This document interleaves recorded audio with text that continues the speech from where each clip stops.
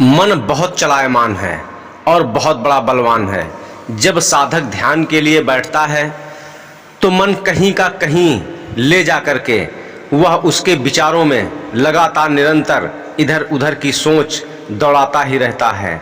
ऐसे लगातार मन में झड़ी लगी रहती है, कुछ न कुछ वह लगातार निरंतर सोचता ही रहेगा और रुकने का नाम ही नहीं लेता है। जैसे तैसे साधक मन को मना करके ध्यान की स्थिति में पहुंचता है, मन एक पॉइंट पर एकाग्र करता है परमात्म चिंतन के लिए।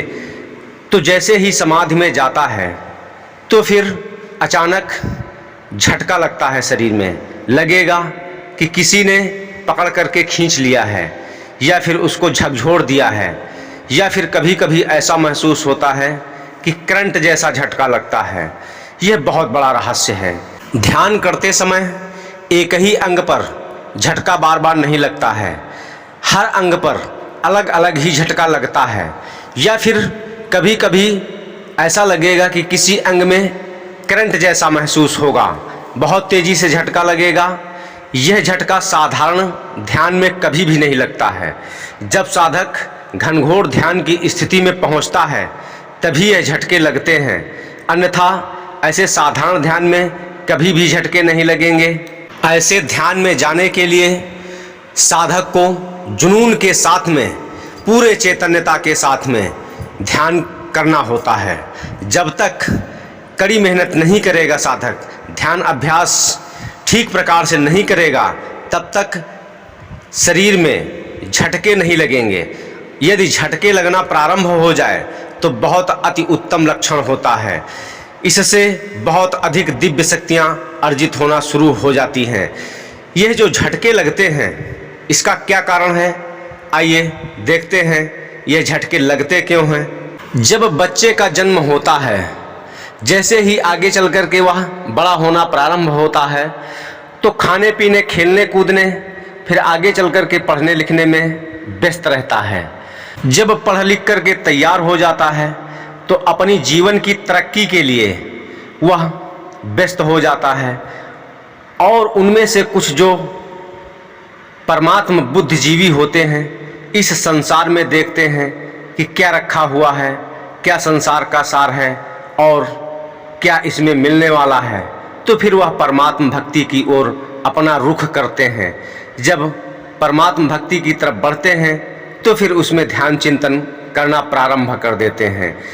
तो जैसे ही वह ध्यान प्रारंभ करते हैं तो फिर साधारणतः ध्यान धीरे धीरे जब बनने लगता है तो कहने का तात्पर्य ये है कि ये मानव जीवन प्रथम से ही तो ध्यान करते चला नहीं आ रहा है। यह मनुष्य की सेल्स कोशिकाएं, वैज्ञानिक दृष्टि से मैं इसका उदाहरण देने का प्रयत्न कर रहा हूँ। तो यह सेल्स कोशिकाएं सोई हुई पड़ी हुई हैं। जब साधक ध्यान साधना करना प्रारंभ करता है तो फिर वह जगना प्रारंभ हो जाती हैं। जैसे देखते हैं कोई इंसान सो रहा है, सोते सोते वह गहरी निद्रा में चला जाता है, तो फिर उसको एक दो आवाज़ दी जाती है तो फिर वह जल्दी नहीं जागता है। तो फिर उसको दूसरा व्यक्ति जो जगा रहा है उसको पकड़ करके हिलाता है, झकझोरता है, तो वह फिर अचानक जग जाता है। जब जगेगा तो हड़बड़ा करके उठेगा। तो ठीक इसी प्रकार से इंसान जब सुमिरन करता है, परमात्मा नाम का जाप करता है, तो फिर कभी भी ऐसा नहीं होगा, न किसी शरीर में करंट जैसा लगेगा और न ही झटका लगेगा। यह ध्यान की अवस्था में ही झटका लगता है। ठीक उसी प्रकार से जैसे कोई इंसान सोते हुए इंसान को बुला रहा था तो फिर उसको कोई एहसास ही नहीं होता है, क्योंकि वह बहुत ही गहरी निद्रा में था, इस वजह से उसको कुछ महसूस नहीं हो पाता है। जैसे ही उसको पकड़ करके झकझोरता है यानी ध्यान करना प्रारंभ करता है तो फिर वह सेल्स कोशिकाएं जगना प्रारंभ कर देती हैं। साधारण ध्यान से यह कोशिकाएं नहीं जगती हैं। बहुत ही घनघोर ध्यान जब किया जाता है तब उन सेल्स कोशिकाओं को एक्टिव किया जाता है। जब लगातार निरंतर ध्यान अभ्यास करेंगे तो फिर एक एक सेल्स कोशिका जगना प्रारंभ हो जाती है, क्योंकि वह सोई पड़ी हुई है, उनसे काम ही नहीं ले रहे थे। जैसे देखते हैं कि जब मौन व्रत धारण कर लेते हैं कुछ योगी सन्यासी मौनी लोग, तो फिर वह जब बोलना प्रारंभ करते हैं तो उनकी जबान ठीक प्रकार से काम नहीं करती है। वह धीरे धीरे जब बोलने का अभ्यास करते हैं तो फिर उसी प्रकार से ठीक काम करना प्रारंभ कर देती है और वह एक्टिव हो जाती है। जैसे देखते हैं किसी हाथ या पैर में किसी कारणवश डॉक्टर्स लोग प्लास्टर लगा देते हैं तो फिर वह सीधा ही रखना पड़ता है, हिलाना डुलाना नहीं पड़ता है। जब कुछ दिन बाद वह कटता है तो फिर जातक को उसको प्रयोग करने में कुछ कठिनाई होती है। जब वह कुछ एक्सरसाइज करते हैं तो वह अपना सुचारू रूप से कार्य अंग करना प्रारंभ कर देता है। ठीक इसी प्रकार से ये सेल्स कोशिकाएं धीरे धीरे जगना प्रारंभ हो जाती हैं। तो आइए बताते हैं कि ये सेल्स कोशिकाएं जब जगना प्रारंभ होती हैं तो इससे कौन सा रहस्य इस शरीर में खेल खेलना शुरू कर देता है और क्या दिव्य शक्तियां जागृत होती हैं।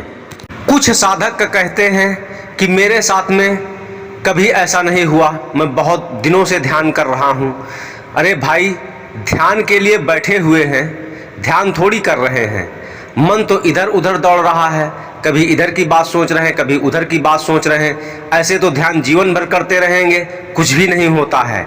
जो साधक पूरे होश में और जुनून के साथ में ध्यान करता है उसको 10 से 15 दिन में ऐसी स्थिति पर वह पहुंच जाते हैं। उनको प्रकाश भी दिखने लगता है। जैसे ही वह चेतन प्रकाश दिखना प्रारंभ करता है यह स्थितियां प्रारंभ हो जाती हैं। सभी सेल्स कोशिकाएं बारी बारी से जगना प्रारंभ हो जाती हैं। जब जगती हैं तो साधक के अंदर बहुत अकूत ताकत आना प्रारंभ हो जाती है। उसके अंदर परमात्मा की कृपा का प्रवाह बढ़ने लगता है। शरीर के सभी रोग अपने आप भागना प्रारंभ कर देते हैं। मानसिक शक्ति बहुत ही अधिक मजबूत हो जाती है। सोचने समझने की क्षमता बहुत अधिक बढ़ जाती है। जो कुछ निर्णय लेना होता है तत्काल ऐसी क्षमता आ जाती है। किसी भी सब्जेक्ट पर तत्काल निर्णय ले लेंगे। मानसिक शक्ति बढ़ने के साथ साथ में याददाश्त बहुत तेजी से बढ़ना प्रारंभ हो जाती है। शरीर को बहुत अधिक एनर्जी मिलती है। एनर्जी के साथ में मस्तिष्क को बहुत शांति मिलती है और जीवन आनंदमय होना प्रारंभ हो जाता है।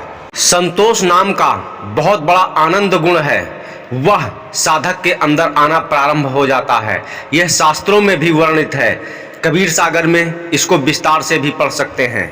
आत्म चेतना शक्ति बहुत अधिक बढ़ना प्रारंभ हो जाती है। धीरे धीरे लगातार निरंतर बढ़ती रहती है। जैसे ही अभ्यास अपना बढ़ाते चले जाएंगे, प्रतिदिन पूरे जुनून के साथ में, नए जोश के साथ में प्रतिदिन जैसे ही ध्यान करते हैं तो शरीर में जो निस्तेजता थी उसमें शरीर में भी तेज आना प्रारंभ हो जाता है और मस्तक पर स्पष्ट तेज दिखाई देना प्रारंभ हो जाता है। ऐसे साधकों के अंदर बातचीत करने का तरीका बदल जाता है और बहुत ही प्रभावी शब्द होते हैं। जब वह अपनी बातचीत को करना शुरू करते हैं तो लोगों पर बहुत अधिक प्रभाव डालते हैं और जब बातचीत करते करते आगे बढ़ते हैं तो लोग उनकी तरफ आकर्षित होना प्रारंभ हो जाते हैं। यही दिव्य शक्तियां हैं और ऐसी शक्तियों को प्राप्त करने के लिए और भी महाशक्तियां आगे मिलती चली जाती हैं। जैसे साधक लगातार निरंतर साधना अपनी बढ़ाता चला जाता है तो फिर बहुत ही आकर्षण शक्ति आ जाती है और दिव्य शक्तियां आ जाती हैं। फिर साधक भूत भविष्य वर्तमान भी देखना प्रारंभ कर देता है। ठीक ऐसे ही लगातार ध्यान साधना में साधक रत रहने वाला और भी बहुत दिव्य शक्तियों को प्राप्त कर लेता है। वह कुछ भी कर सकता है लेकिन उसको प्रयोग करने की विधि और कला मालूम होना चाहिए, तभी वह अपना कल्याण कर पाएगा और इस संसार का, अपने आसपास के लोगों का भला कर सकता है। लेकिन कभी भी किसी का नुकसान ना करें और किसी का बुरा ना करें, क्योंकि यह घातक होता है। लेकिन यह सब तभी सफल होगा जब पूरे होश हवास के साथ में, जुनून के साथ में ध्यान अभ्यास साधना लगातार निरंतर करेंगे, वो भी विधि पूर्वक, तभी ऐसा संभव हो सकता है।